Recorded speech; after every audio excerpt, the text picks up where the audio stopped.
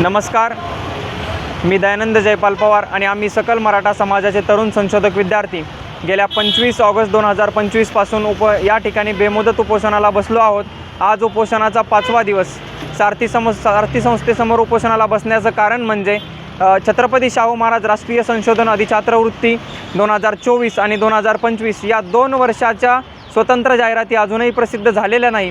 गेल्या 2 वर्ष 4 महिन्यांपासून जाहिरात प्रसिद्ध न झाल्यामुळे तरुणांनी व्यथित होऊन या ठिकाणी उपोषणाला बसण्याचा निर्णय घेतला।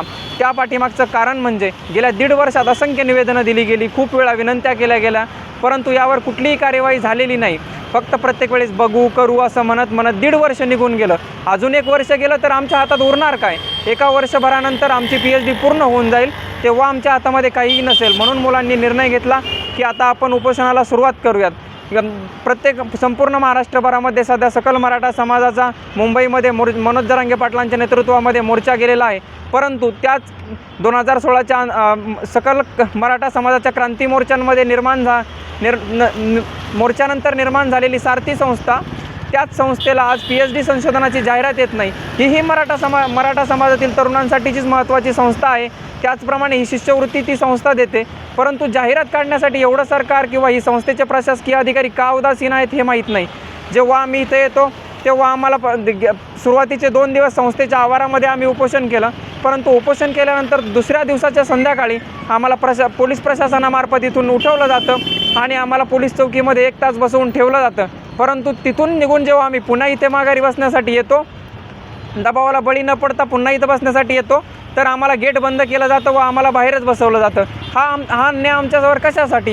ही दडपशाही शासनाकडून किंवा या प्रशासनाकडून कशासाठी? एकही अधिकारी आमच्याशी बोलतात, गोडगोड भाषेमध्ये बोलतात, या म्हणतात, बसा म्हणतात, चहा प्या म्हणतात, परंतु जाहिरात कधी येणार यावर एकही शब्द कधीच ते आत्तापर्यंत स्पष्टपणे ठामपणे सांगायला नकार नाही। प्रत्येक वेळेस फक्त आम्हाला एकच गोष्ट सांगितली जाते, आम्हाला वरून आल्यावर कळवू। आता वरून कधी यांना कळणार आणि आम्हाला कधी कळवणार हे काय माहिती। असे वेगवेगळे प्रश्न घेऊन याच्यामध्ये जाहिरातीमध्ये संख्येचाही मुद्दा आहे। नोंदणी दिनांकापासून आम्हाला शिष्यवृत्ती मिळावी ही आमची मागणी आहे। जागा काढताना समाजातील एकूण जवळपास 4 ते 5 कोटी समाज असल्यामुळे तेवढ्या प्रमाणात जागा निघायला हव्यात ही आमची मागणी आहे।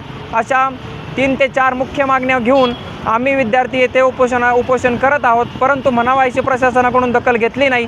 इथे भर पावसामध्ये आज आमचा 5वा उपोषणाचा 5वा दिवस जात आहे। रात्री झोपताना सुद्धा विद्यार्थ्यांवर पावसातच झोपण्याची वेळ येत आहे। इथे टॉयलेट्स नाहीत, इथे लघवीला जाण्यासाठी कुठली व्यवस्था नाही, इथं पिण्याचं पाणीसुद्धा नाही। अशा पद्धतीच्या या व्यवस्थेमध्ये मी हात जोडून संपूर्ण प्रशासनाला, राज्य सरकारला, त्याचप्रमाणे मुख्यमंत्री, उपमुख्यमंत्री, त्याचप्रमाणे आता नव्याने निर्माण झालेली मराठा समाजासाठीची उपसमिती या सर्व पदाधिकाऱ्यांना एवढीच विनंती करतो की ही जाहिरात लवकरात लवकर प्रसिद्ध व्हावी आणि याबाबत सारथी संस्थेला सूचना करण्यात याव्यात। धन्यवाद।